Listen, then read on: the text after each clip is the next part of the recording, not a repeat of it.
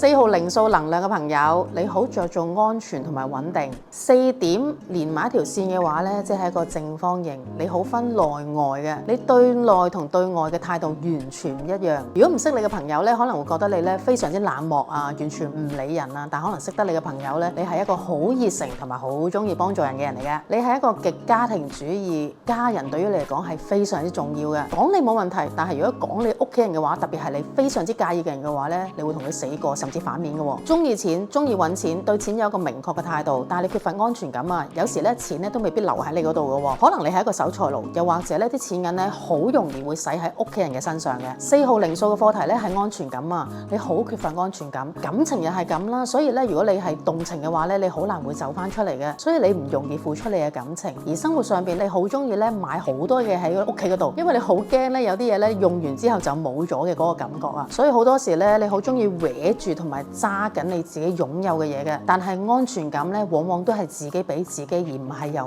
外界俾到你嘅。所以你嘅修行咧係要滿足自己嘅安全感。我係好好嘅，呢個世界咧所有嘢都會俾到我嘅，我係好豐盛，啲嘢咧唔需要太困難太長都可以攞翻嚟嘅。